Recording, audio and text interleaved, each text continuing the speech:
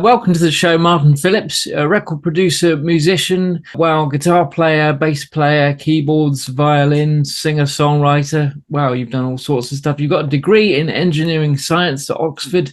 You've been a programmer and engineer for artists such as Soul to Soul, Was Not Was, Swing Out Sister. You were a producer for the #1 hits that included I've Been Thinking About You, which was massive, by Londonbeat. You did Chorus by Erasure. You've worked with numerous artists and bands like The Christians, Kitten, Bryan Adams. Wow, there's a huge list. There's so much to talk with you about. Martyn, thank you so much for joining us, and please do tell us more. Pleasure. Oh gosh, where to start? Well, you kind of pick up things on the way, don't you? You get older and you find you've done stuff, I suppose. The 80s, yes, I was engineering and programming, and then I got a break as I was sort of cutting my teeth doing various dodgy productions that didn't really go very far, and I got a break with a band called The Beloved.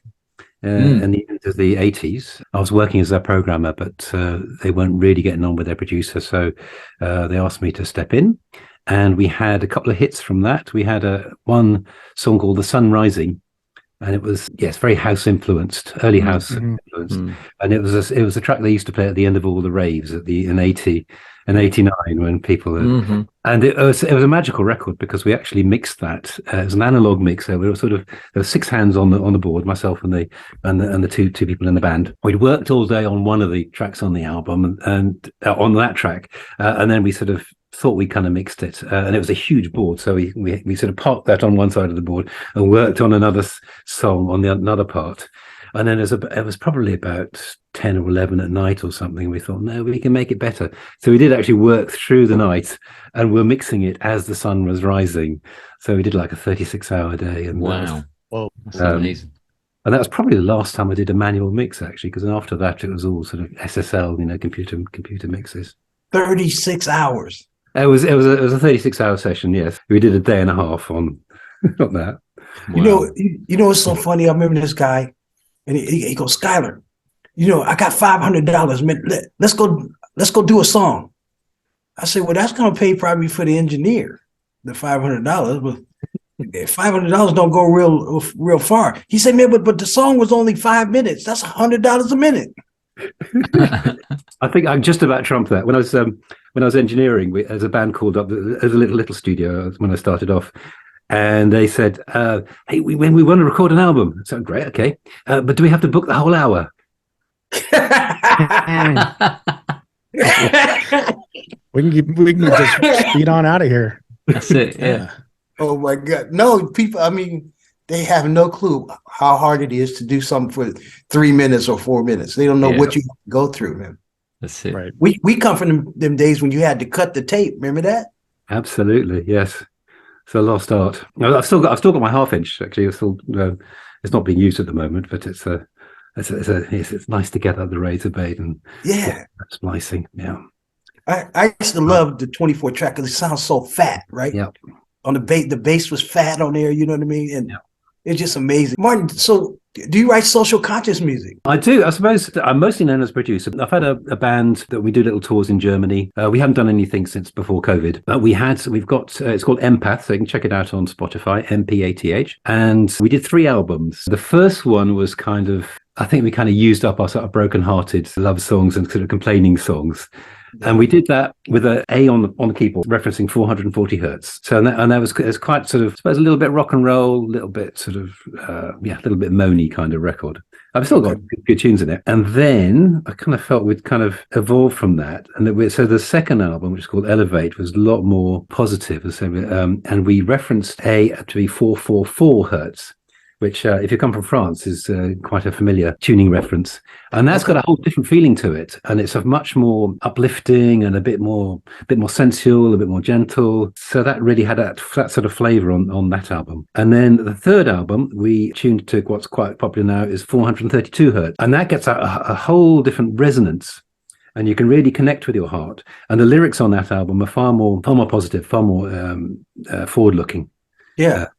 Yeah, well, I love it. Hey, Tom, you got a question? It dovetails with what you're just mentioning there. You also, I read that you now produce music with a much more sort of spiritual core, often with Sanskrit mantras involved. Can you tell us a little bit bit about that and sort of why you've switched to that and what the feeling and thoughts were behind that? I can see you've got the symbol behind you. That's it. So you're tuned in. Well, so yeah, Sanskrit is one of the ancient languages. Is that and Hebrew, two big survivors of languages around millennia ago, when it could be argued that people were more in touch with their spirituality and their and nature around them. And there's a great tradition, Indian tradition. Well, it's not just Indian; it's Tibetan and also Far Eastern. The whole of the Far Easters have different mantras. The mantras resonate with certain parts of your body. The Indians talk about these nadis, the connections between the energy points in your body. And so when you're singing or saying a mantra, you're actually talking to the energetic system of your own body. You can suggest to it various things you can do. For instance, removing obstacles, or being more musical, or being connected with the solar energy, or all sorts of things like that. So there's been quite a resurgence of these mantras. I suppose George Harrison brought them over with the Beatles with Maharishi Yogi. Mm-hmm. But they've had quite a resurgence in the past 20 or 30 years. And I just happen to know quite a few sannyasins who are followers of Osho. They had the mantras as a part of their daily practice. So I sort of got on board and produced those records, and there's something very deep-reaching in the mantras. They do work. You say them and you're chanting them 109 times, or singing them a number of times. You do come out of it in a totally different space. Yeah, Mm-hmm. fantastic. Ryan? Martyn, I just want to talk about what I consider your biggest hit, just because it was at the perfect time in my age group. Right Here, Right Now. Oh, right, yes. Monster hit, Jesus Jones. When I saw that in your thing, I was like, holy moly. But honestly, I think I was like in junior high. That was the biggest song in America by far, to where I believe Bill Clinton used it in his, that was the song he used in his political. He did. Both Clintons did, apparently. Both Clintons. Did they have to pay? Listen, here's my question. Did the Clintons have to pay to use that song for their campaign runs? I didn't write the song, so I was employed as a producer. So it's written by Mike Edwards from Jesus Jones. He wrote all of the Jesus Jones material. Okay. And I heard the demo, and I was in the middle of doing the first Londonbeat album, and I just love the sentiment of it. It was such a positive affirmation of, getting rid of all the rubbish. I was going to swear there, but that had brought us to this point, and waking up from history right here, right now. And it was because the Berlin Wall had just come down, and there's this real sense of optimism, and the fact that we could just we could erase all these boundaries and obstacles. That's social conscious. Yeah, absolutely. Oh yeah, for sure. It was just before Desert Storm. We had just before. Okay. Yeah, so 91 was the Desert Storm. I was doing the Erasure record. Yeah, we were in France at the time, and we were in Studio Polygon in France, in Toulouse. Couldn't get things together, so we had to decamp and take a little time out and go back to Hamburg, where things came together. Wow. What are you doing now? What am I doing? So I'm in Forest Row. I've got involved with, we got a local community radio station here. It's called Wild Heart Radio. That's Wild, HART, radio.com. So you can go there and you can click play. And we feature all the talent that's around here, because it's an extraordinary community. People that don't know Forest Row, it's quite a little oasis in Surrey. It's a little green oasis in a sea of blue. And there's so much talent here. We got storytellers, foragers, poets, great DJs, great musicians, great thinkers, philosophers, and so we get this is where Winnie the Pooh was written. Yes, indeed, that's one of the greatest philosophers. That's kind of famous. Indeed, and also C.S. Lewis wrote the Lion and the Witch and the Wardrobe series. Wow. The Lion's Head, which is a spring in Forest Row. There's a Lion Head spring. Yeah. And that apparently is what inspired him to create the creature Aslan, who's synonymous with God in his books. A lot of talented people around here. Yeah, all these remixers and all. I love when people turn the song around a little bit or speed it up and make a dance out of it. You know what I mean? I think I was the first person to do that, actually, to speed up vocals and do a remix around that. So if you can find anyone who did it before 1990, I think it was, when we did an album with another, it's the beloved remix album called Blissed Out. And there's one song there where we took the vocals and compressed them. It was quite arduous in those days because you had to put each line into a sampler and stretch it and resequence it all. So I think I can lay claim to being the first person to have done that, I think. Nice. The kind of music you're working on now.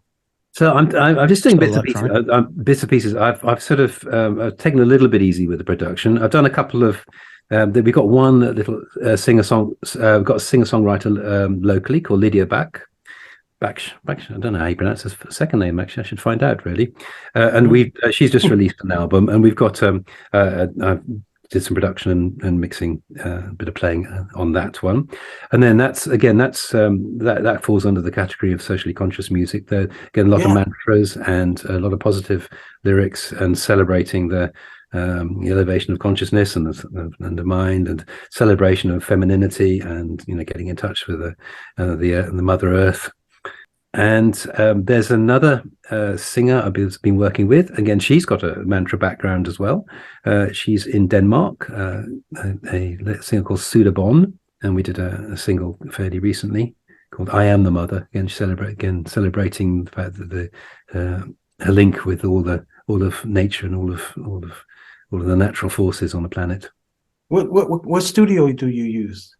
This one, well, at the moment, I had a nice studio in London, but I've demolished that unfortunately and moved here. So I've got a setup here which you can kind of see around here.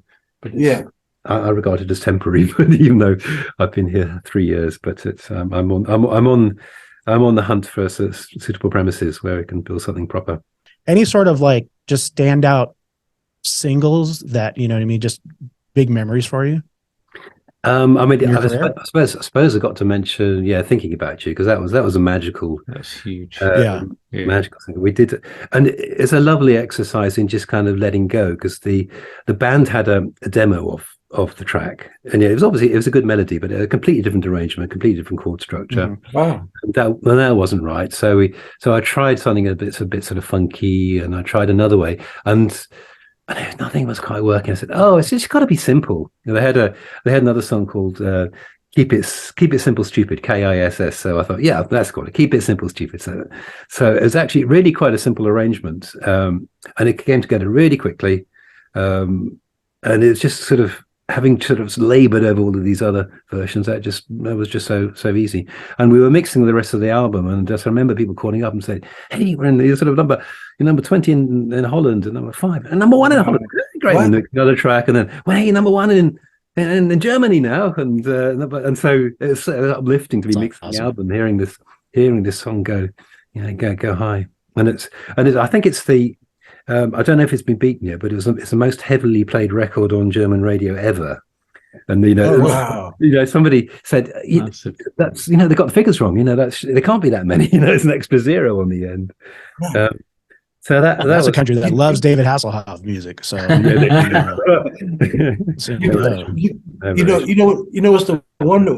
what's really wonderful is when you hear it on the radio and you're in the car. Yeah. Right. Yes, I was kind of a bit embarrassing because I think, I didn't mix it properly, but no one else knows. Oh no, yeah. I remember when the Titanic came on, right? Oh yeah. I mean, I was just channel surfing, and I don't even listen to the radio that much, right? But my buddies, "Hey, Skyler, you on the radio right now?" Yeah, okay, all right. Go to the station. I'm like, damn, they was making some money, because you make a lot of money publishing. That's some good money when that's going to be here forever, right? The mechanical itself, the record, will sell to number 1 and has nowhere else to go, so it starts declining. But not with publishing.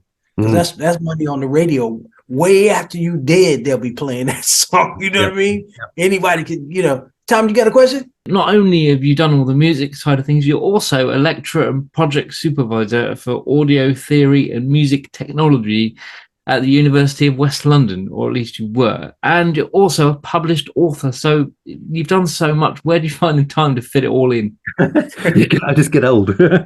years pile up. I took that job as when my son was born. I just thought I should do something a little bit more grounded than having noisy bands come through the house. Yeah. It was nice to do because it's an academic approach to music, and so I did actually learn a lot of stuff that I should have learned when I started off. So it was nice nice to expand that, and it's nice to share a bit of what you learned along the way with some more another generation. Good. And also my father was a university lecturer, so it was nice to sort of take that box, and I done.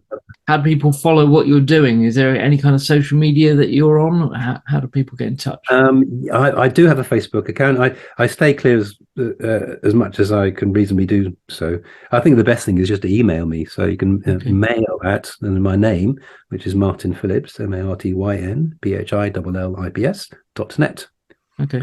Martyn, and you can get there's a website, martynphillips.com. Yeah. Or martyn.net. And catch you at Wild Heart too, because that's really cool. For sure. It's very, very cool. Martyn, thank you, brother, for coming on the show. It's been a real delight. I've had a blast. Music can save the world. Music can save the world. If we all get together, music can save the world. Yeah. Music can save the world. Music can save the world. If we all come together, music can save the world. There's an urgency facing our humanity. Thank you so much for watching. To stay up to date, please click subscribe and hit the bell. You can also join our group on Facebook and find us on LinkedIn and Instagram.